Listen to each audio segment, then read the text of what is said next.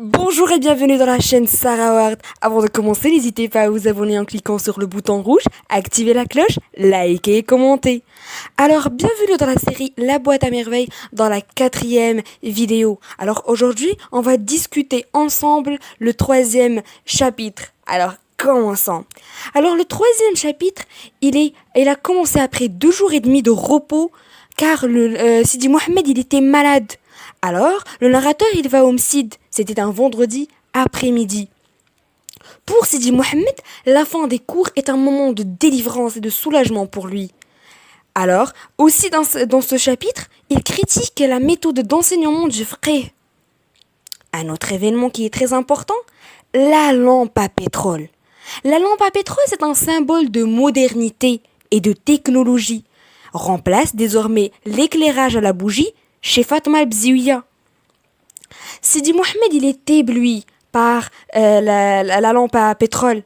Alors, il aimerait bien lui réserver une petite place dans son monde à lui. Sa mère aussi, car après le dîner, sa mère a demandé à son époux d'acheter une lampe pareille. Le jour suivant, son mari l'apporte.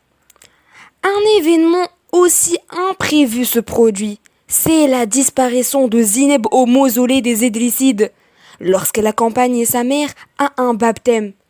La pauvre Zineb. Mais toutes les femmes du quartier viennent réconforter Rahma. Même la Zoubida, qui a traité Rahma de tous les noms, oublie vite et soutient sa voisine de toutes ses forces. Mais malheureusement, cette disparition réjouit le narrateur qui n'aime pas la fillette. Comme il a dit dans les lignes, « Je n'aime pas Zineb. Sa disparition me réjouissait. » Mais Sidi Mohamed a pleuré aussi. L'enfant ne pleure pas seulement par imitation, il le fait aussi par compassion. C'est un sentiment de reconnaissance qui surgit son cœur encore innocent. Comme il a dit dans les lignes, je pleurais. Parce que Rahma, qui m'avait fait cadeau d'un beau cabochon de verre, avait du chagrin. Mais heureusement, ils ont retrouvé Zineb.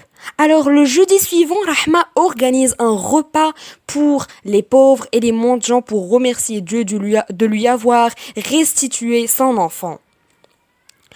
Sidi Mohamed, pour échapper au poids de la solitude et la cruauté des adultes, il trouve refuge dans sa boîte à merveilles qui lui ouvre les portes d'un univers magique. Mais cela ne dure pas longtemps, car il est interrompu par le retour à la réalité. Il ne reste à Sidi Mohamed qu'un seul moyen pour apaiser sa cruelle déception, c'est les larmes.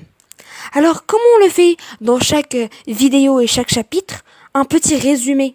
Alors, je vais vous donner un petit résumé du 3e chapitre. Le narrateur évoque les instants pénibles passés au Msid sous le regard du frère figé. Il enchaîne ensuite un événement qui bouleverse les habitudes, la lampe à pétrole, qui éveille aussi la jalousie de Lala Zoubida, la mère de Sidi Mohamed. Après, le récit relate la disparition de Zineb au mausolée des Idrissides. C'est un épisode mouvementé par la solidarité des voisins qui le soutiennent de tout cœur dans sa détresse. La séquence, elle se termine enfin par un dénouement heureux. Zineb, elle est retrouvée. Alors, pour remercier Dieu de lui avoir rendu sa fille, Rahma offre un repas aux mendiants. Alors, jusqu'à présent, on arrive à la fin de la vidéo. Mais je vous donne un rendez-vous dans une nouvelle vidéo. Alors, comme je l'ai dit au début, n'hésitez pas à vous abonner en cliquant sur le bouton rouge, activer la cloche, liker et commenter. Merci!